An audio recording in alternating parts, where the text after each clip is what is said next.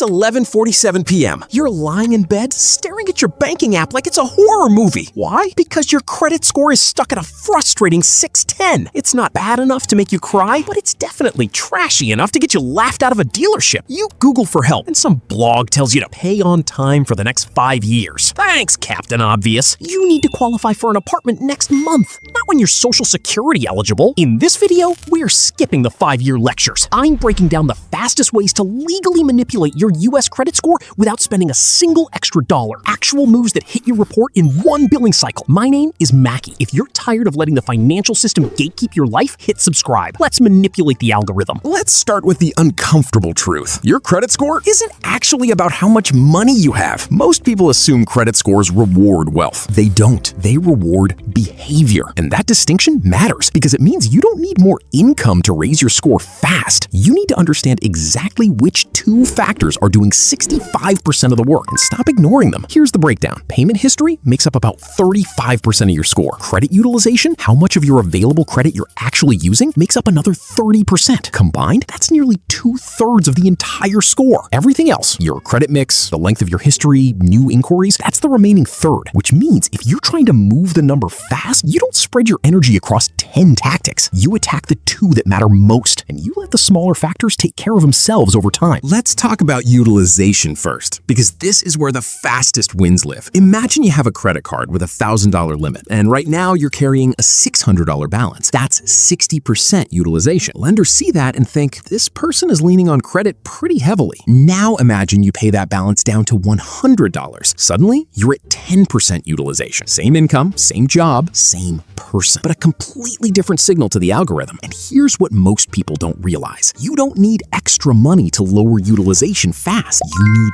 timing. Your balance gets reported to the credit bureaus once a month, usually on your statement closing date, not your due date. Most people pay their card off right before the bill is due, but if you pay it down a few days before the statement closes instead, the lower balance is what gets reported. Same money, same payment, completely different number showing up on your credit report. This is what's called the statement date trick, and it costs you nothing. It just requires knowing when your statement actually closes instead of only knowing when your payment is due. Most banking apps will show you this date if you look in your account settings or your most recent statement. Set a calendar reminder for 2 or 3 days before that date and pay your balance down then instead of waiting for the due date. That's the entire strategy. No extra income required, just better timing on money you were already gonna pay. Now let's talk about step 2, because this one surprises people every time. Ask for a credit limit increase, not so you can spend more, so your utilization ratio drops automatically. Here's the math. If your limit is $1,000 and your balance is $300, you're at 30% utilization. If your limit increases to $2,000 and your balance stays exactly the same, you're suddenly at 15% utilization. You didn't pay anything down, you didn't spend $1. The ratio just moved because the denominator got bigger. The catch? Do not go to Target and spend that new limit. The whole point is keeping your balance flat while your credit grows. If you get a limit increase and immediately buy a 75-inch TV, you didn't fix your credit. You just funded the bank's next corporate yacht. Most credit card issuers let you request this online in under 5 minutes, and many do what's called a soft inquiry, which doesn't even ding your score the way a hard inquiry would. The catch? Don't go spend up to that new limit. The entire point is keeping your balance flat while your available credit grows. If you request the increase and then immediately spend it, you've just reset yourself back to where you started, except now you owe more. Step 3, and this is the one most people skip because it sounds boring. Pull your credit reports and dispute errors. According to research from the Federal Trade Commission, roughly 1 in 5 consumers has a material error somewhere on at least one of their credit reports. That's not a small number. That's potentially you. A late payment that was actually on time. An account that isn't even yours. A balance reported wrong. A collections account that was paid off years ago but never updated. You're entitled to free reports from all 3 bureaus,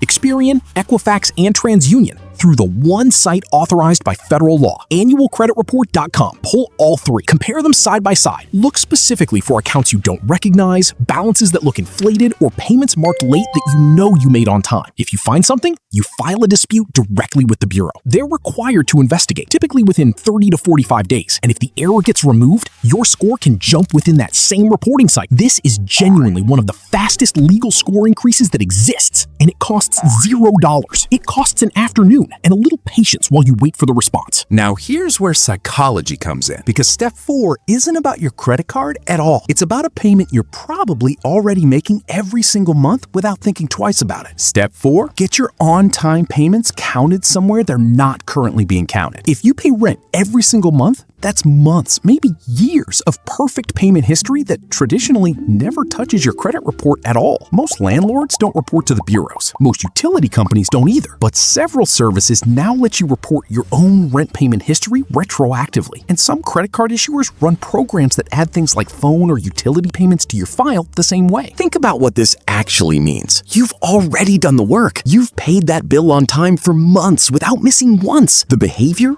already exists. You're not changing anything about how you live. You're just making sure the system that calculates your score actually sees it instead of leaving that proof invisible. Step 5, and this is the trap most people fall into without realizing it. Don't close old credit cards, even ones you don't use. Here's why this matters so much for speed. Closing a card does 2 damaging things at once. First, it removes that card's credit limit from your total available credit, which instantly raises your utilization percentage, even if you didn't spend a single extra dollar. Second, it can shorten the average age of your accounts, which quietly works against you over time, since length of history is one of those background factors that takes years to rebuild once it's gone. So if you have an old card sitting in a drawer with a $0 balance, the fastest move isn't closing it out of guilt because you feel like you should simplify your wallet. It's leaving it open. If there's an annual fee bothering you, call the issuer and ask to downgrade to a no-fee version instead of closing it outright. Most issuers will do this in a 5-minute phone call. You keep the credit limit, you keep the account age, you remove the fee. $0 spent, and your utilization stays protected the entire time. Now, let's talk about something most people get backwards: new credit applications. Step 6, stop applying for things you don't need. Every time you apply for a new card or loan, that's typically a hard inquiry, and too many of those in a short window signals risk to lenders, even if your intentions were completely responsible. New credit only makes up about 10% of your score, but it's an easy 10% to damage by accident, especially if you're applying for multiple cards just to chase sign-up bonuses while you're trying to raise your score. If you're trying to raise your score fast, the move isn't applying for new credit to build something. It's protecting what you already have and optimizing the accounts that already exist before you add anything new into the mix. Let me give you a quick story. A guy I'll call Marcus had a 612 credit score. Not terrible, but nowhere near where he needed to be to get a pre for the apartment he wanted. He didn't have extra money to throw at debt, so instead, he did exactly 4 things over about 6 weeks. He paid his credit card balance down right before the statement date instead of the due date. He called and requested a credit limit increase on his oldest card. He pulled his reports and found a collections account that had actually been paid off 2 years earlier, but was still showing as open. He disputed it and got it removed within 5 weeks. And he left every old account open instead of closing anything out of frustration, even the card he never used anymore. He didn't spend $1 extra doing any of this. 6 weeks later, his score had moved up 54 points. Not because he suddenly became wealthier, not because he got a raise or paid off some massive debt, because he stopped letting outdated information and bad timing work against him. Here's the analogy I want you to remember. Your credit score isn't a reward for how much money you have. It's a reflection of how well organized your existing financial behavior looks on paper. Think of it like cleaning a room that's already not messy, just disorganized. You're not buying new furniture, you're not renovating anything. You're just arranging what's already there so it actually looks the way it should. So the room finally reflects how clean your habits really are. Now, you might be thinking, okay, but how fast does this actually show up? Great question, because timing matters here, and being honest about it matters too. Utilization changes can show up within a single billing cycle, sometimes as fast as 30 days. Dispute removals typically take 30 to 45 days because bureaus are legally required to investigate within that window. Rent or alternative payment reporting can show results the next time your file updates, often within one cycle as well. Now, none of this is instant, and I'm not going to pretend you'll see a 100-point jump overnight, but compared to wait 7 years for a missed payment to fall off, this is genuinely fast, and it's completely free. So let's recap the path. Step 1, pay down your balance before your statement closing date, not your due date. Step 2, request a credit limit increase without increasing your spending. Step 3, pull all 3 credit reports and dispute any errors you find. Step 4, get on-time payments you're already making, like rent, counted on your report. Step 5, keep old accounts open instead of closing them. Step 6, stop applying for new credit you don't actually need right now, because here's here's the truth most people don't want to hear. Raising your score fast isn't about making more money. It's about stopping outdated data and garbage timing from wrecking your future. If this video gave you more clarity than a $400 financial advisor, smash that subscribe button. Now, I want to hear from you. What is your credit score sitting at right now? And which of these 6 blueprints are you trying first tomorrow morning? Drop it in the comments below. I read and reply to every single one. See you next week. Stay smart with your money.